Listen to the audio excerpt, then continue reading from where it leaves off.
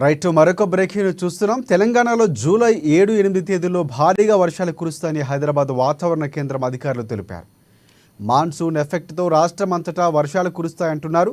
ఈ మేరకు నేడు సంగారెడ్డి, మెదక్, వికారాబాద్, నిజామాబాద్, కామారెడ్డి, మెదక్, నాగర్ కర్నూల్ జిల్లాలో భారీగా వర్షాలు కురిసే అవకాశం ఉందన్నారు. దీంతో ఆయా జిల్లాలకు వాతావరణ శాఖ ఎల్లో అలర్ట్ జారీ చేసింది. వర్షాల సమయంలో ఉరుములు మెరుపులు ఉంటాయని, 40 నుంచి 50 కిలోమీటర్ల వేగంతో భారీగా ఈదురుగాలు వీస్తాయని కూడా ప్రజలు జాగ్రత్తలు తీసుకోవాలని అధికారులు సూచించారు. కొన్ని చోట్ల పిడుగులు పడే అవకాశం కూడా ఉందని హెచ్చరించింది. ఎవరూ బయటికి రావద్దని అంటున్నారు. ఇక సిటీలోనూ భారీగా వర్షం నమోదయ్యే అవకాశాలు ఉన్నాయని వాతావరణ శాఖ తెలిపింది. నగరంలో 3 రోజుల పాటు వర్షాలు కురిసే అవకాశం ఉందన్నారు.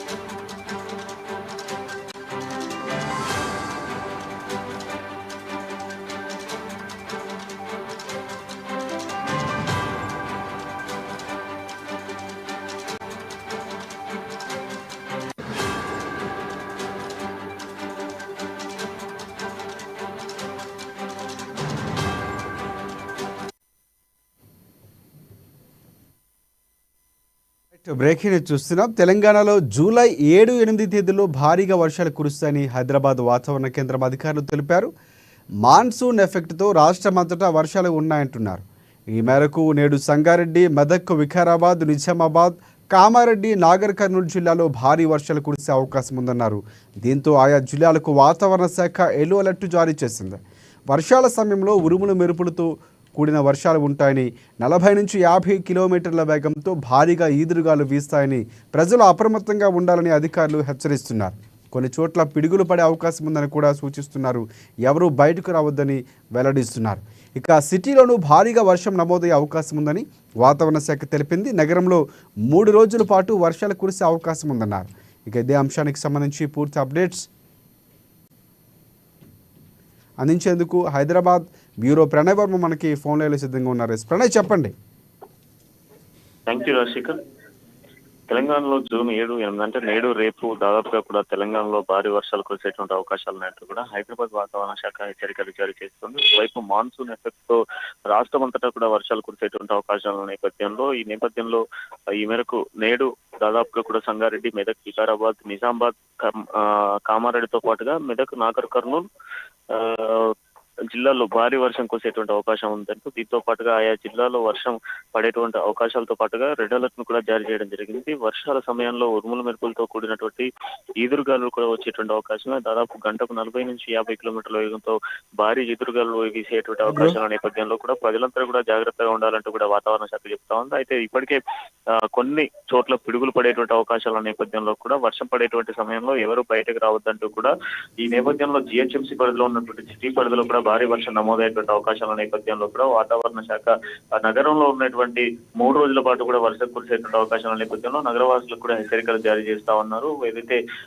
సుదూర ప్రాంతాల నుంచి వచ్చేటువంటి వాళ్ళు కావచ్చు, లేదంటే అత్యవసర పరిస్థితులు మాత్రమే బయటికి రావాల్సిందే తప్ప నార్మల్ గా వర్షం పడేటువంటి సమయాల్లో బయటికి రావద్దంటూ కూడా చెప్తున్న సిచ్యువేషన్స్ కనబడతా ఉన్నాయి. ఏదేమైనప్పటికీ కూడా వర్షం కురిసే సమయంలో బయటకు వస్తే కొంత ప్రమాదం జరిగేటువంటి అవకాశాలన్నింటి కూడా హెచ్చరికలు అయితే జారీ చేసిన సిచ్యువేషన్స్ కనబడతా ఉన్నాయి. శేఖర్, రైట్. ఒకటి అంటే ప్రధానంగా అంటే ఇటువైపు తెలంగాణకు సంబంధించి చాలా ప్రతిష్టాత్మకమైనటువంటి బోనాలు కూడా ఉత్సవాలు మొదలవబోతున్నటువంటి పరిస్థితి కనిపిస్తూ ఉంది. ఈరోజు తొలి బోనం, గోల్కొండ బోనం మొదలవుతుంది. సో దానికి సంబంధించి సిటీలో వర్షాలు పడే అవకాశం కనిపిస్తున్నటువంటి పరిస్థితి, సూచన కూడా అలాగే ఉంది. దీనికి సంబంధించి ఎలాంటి జాగ్రత్తలు తీసుకుంటారు, ఏమైనా అంశాలు ఉన్నాయి మనకి? శేఖర్, ఖచ్చితంగా ప్రతి ఏటా కూడా అంటే దాదాపు కూడా మనం చూస్తా ఉన్నాం. కొన్ని సంవత్సరాల నుంచి కూడా బోనాల సందర్భంగా వర్షం కురవడం అనేది సహజంగానే చెప్పుకోవాలి.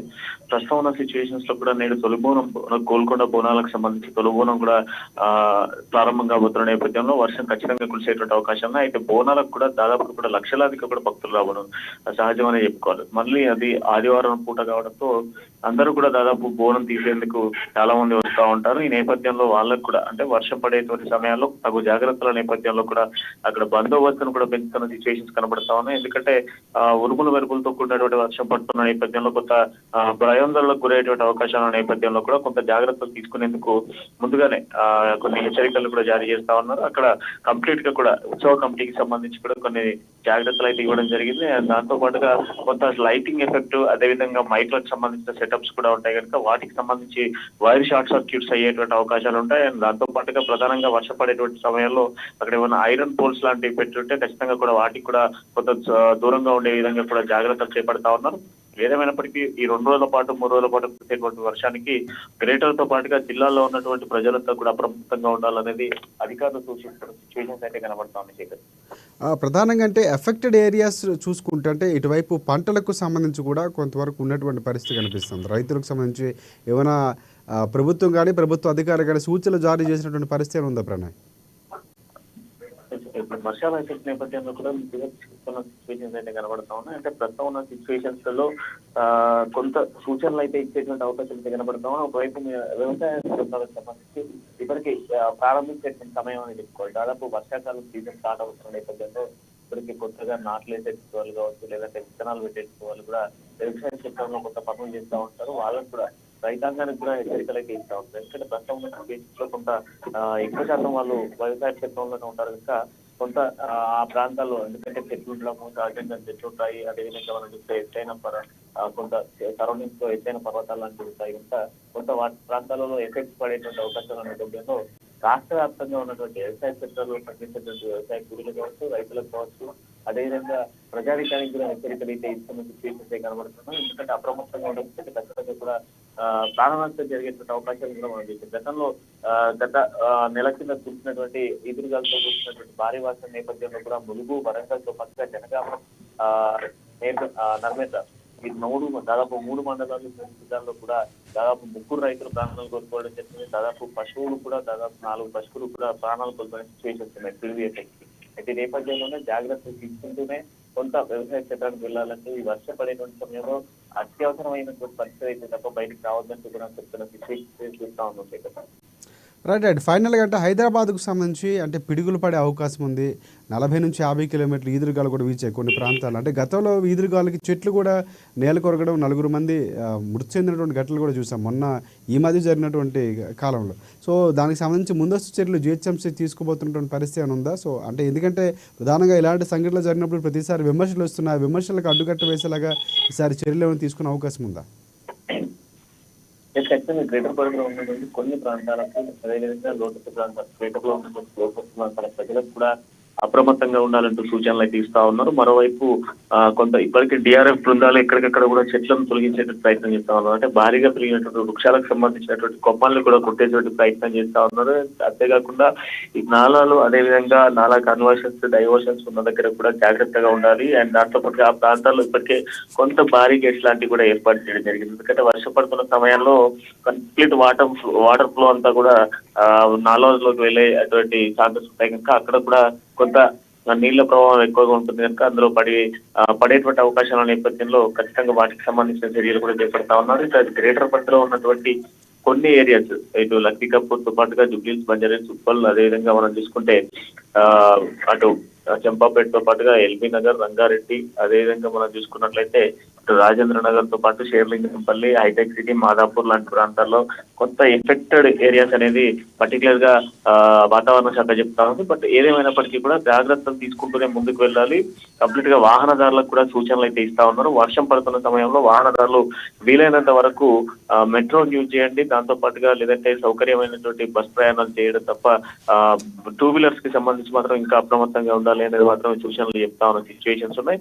సో ఈ 3 రోజులు వర్షం పడుతున్న నేపథ్యంలో సిటీలో కూడా కొంత ఈదురుగాలు ఎక్కువగా అంటే వీసేటువంటి అవకాశాలు ఉంటాయి కనుక కొంత వాహనదారులు వెళ్లేటువంటి రూట్స్ లో ఎక్కడ కూడా వర్షం పడేటువంటి సమయంలో చెట్ల దగ్గర కానీ లేదంటే విద్యుత్ స్తంభాల దగ్గరలో సరౌండింగ్స్ లో ఎక్కడ ఉండొద్దంటూ కూడా చెప్తున్న సిచ్యువేషన్స్ కూడా కనపడతా ఉన్నాయి. ఇదంతా కూడా అంత ఎఫెక్ట్ పడేటువంటి అవకాశాల నేపథ్యంలో కొంత జాగ్రత్తగా ఉండాలని మాత్రం చెప్తున్న సిచ్యువేషన్స్ అయితే కనబడతా ఉన్నాయి. శేఖర్, రైట్.